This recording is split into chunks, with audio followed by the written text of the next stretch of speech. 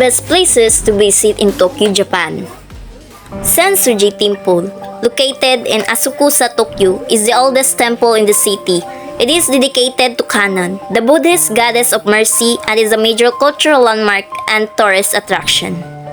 Tsukiji Market was one of the world's largest and most famous fish markets, renowned for its early morning tuna auctions. Yuno Park is a spacious public park known for its museums, zoo, and vibrant cherry blossom displays in spring. Mihi Shrine, located in Shibuya, Tokyo, is a Shinto shrine dedicated to Emperor Mihi and Empress Shoken. Shinjuku-gyo National Garden is a sprawling and serene oasis featuring a blend of traditional Japanese, English, and French garden landscapes. Shibuya Pedestrian Crossing is one of the busiest and most iconic intersections in the world, renowned for its massive and synchronized wave of pedestrians. Tokyo Tower, standing at 333 meters, is a communications and observation tower in the Minato district of Tokyo.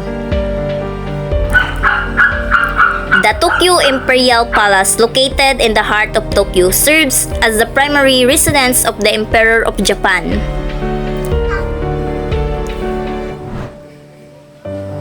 Akihabara, often referred to as Electric Town, is a vibrant district in Tokyo renowned for its extensive selection of electronic shops, anime, and manga stores. The Tokyo Metropolitan Government Building, also known as Tokyo City Hall, consists of two imposing skyscrapers in Shinjuku. Top 3 schools in Tokyo. High-quality education is one of the most rapidly growing cities in the world. 3 international schools, top-rated because they provide smaller classes and top-notch facilities. Nishimachi International School, co-educational K9 school which a reputation for progressive, high-quality 21st century education.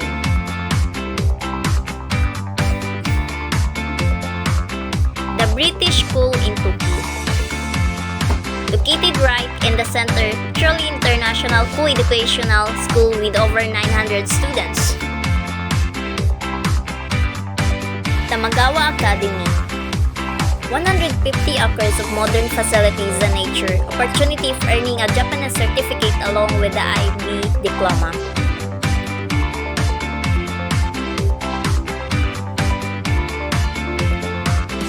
The best way to choose the right school for your child is to visit it. Seed time and let us arrange a visit for you. Day in the life living in Tokyo, Japan.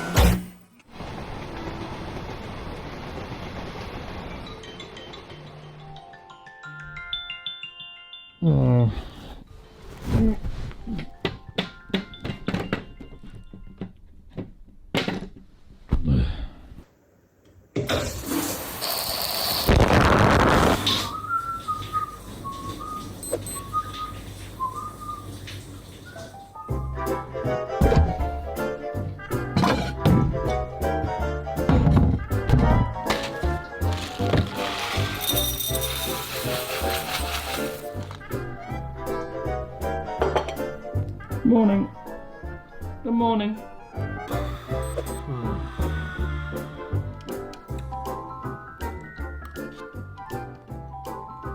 It's like bird food. Muesli Red Temptation. Healthy breakfast. Red Temptation. Sounds like an adult film set in Soviet Russia. You might be wondering what my morning routine looks like. I often get asked, and it's awful. It's really bad. You see these Instagrammers promote their morning routine on their feed, and it's like, I wake up in the morning and do 45 minutes of yoga, 87 press-ups, then I write a haiku about a cherry tree and ride a horse into space. Like, nobody does that. Nobody has a good morning routine. It's either abject chaos, running around to get out the door, or it's just thoroughly underwhelming, as this is right now. Like when I get up in the morning, I sit here and I slowly sip on this jug of iced coffee, eating this and looking at the wall intermittently and going, there, I hate myself. That's the morning. That's the morning routine. And I shouldn't have to feel guilty for that. I should start a new trend. Hashtag crappy morning routine. So Charlotte's been away all week and I thought tonight I'd treat her something special. Dinner, cooked by me. Doesn't get better than that, does it? And I thought I'd cook her the meal that I used to have 4 nights a week when I was a teacher. I used to come home, pass out, and then hastily cook dinner. And that, of course, is chicken and camembert. The perfect combination. Doesn't get better than chicken and camembert, does it? And we're going to wash that down with some Calpis water. Delicious drink, good old Calpis, since 1919. A refreshing blend of sweet and tangy made with cultured milk. And we're going to end this spectacular meal with the finest cherries in the world, Yamagata cherries, that cost 2,980 yen, which is, let's call it out for what it is, thoroughly overpriced. But look at the cherries, they're so perfect and meticulous, and they're from Yamagata, so I kind of like to support Yamagata, given this is like the one thing they're famous for. They're also bloody delicious, although worryingly, there's a mouldy cherry in the top there, which makes me wonder if they were worth the ludicrous price tag. Anyway, it's going to be a meal to remember. Stick around, Charlotte is going to love it. Best boyfriend / fiance ever.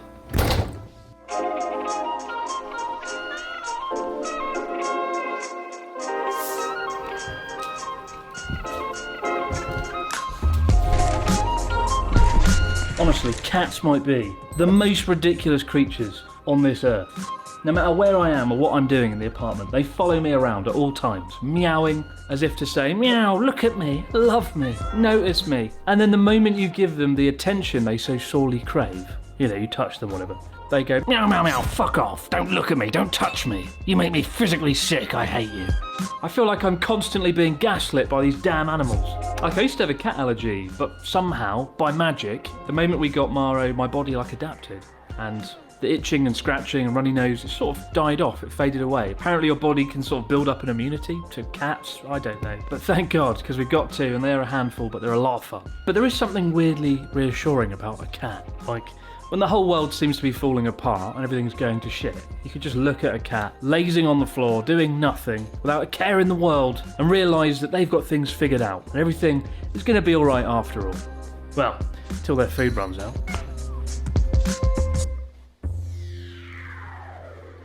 So here we are, guys, the room where the magic happens, the room where Abroad Japan videos get edited. And it is as clean and as tidy as it always is. Definitely not because I'm shooting a video here today. Don't look in the bin, Jesus Christ, don't ever look in the bin. Don't judge me. But as the Abroad Japan studio is all the way up in Sendai still at the moment, I've been spending a lot of time in here, locked away editing, sometimes 16 hours at a time, doing Journey Across Japan over there. And I do have to edit a little bit later on today, so I'll be coming back here, and I'll give you the full proper tour then.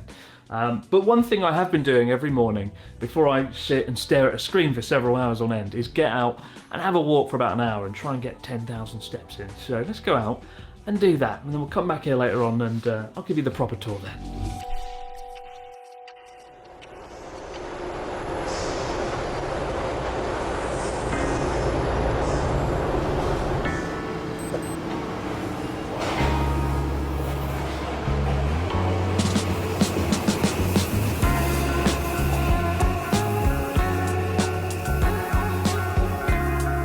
I never thought I would live in Tokyo.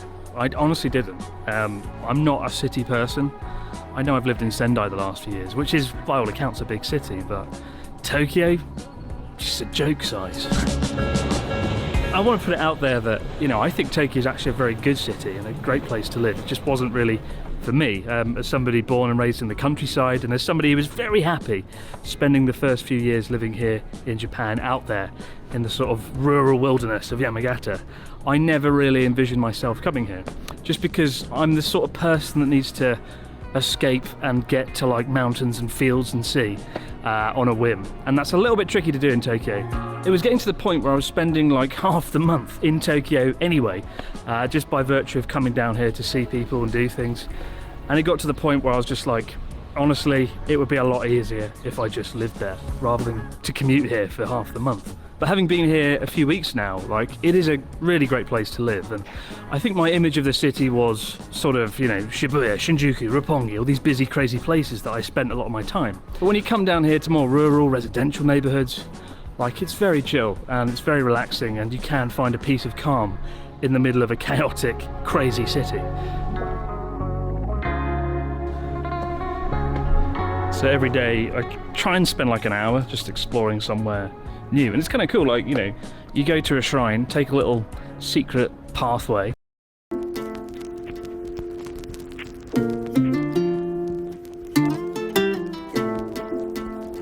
Globalization has played a crucial role in Tokyo's rise as a global power city in several ways. First, economic integration. Tokyo's economy has deeply integrated into the global market, facilitating trade and investment. The city's financial sector, including the Tokyo Stock Exchange, has become a central hub for international finance. Second, cultural exchange. Tokyo has become a melting pot of cultures due to globalization. The city's cultural exports, including anime, fashion, and cuisine, having gained immense popularity worldwide, enhancing its cultural influence. Technological advancement. Tokyo's educational institutions attract students and researchers from all over the world, fostering an environment of intellectual exchange and innovation.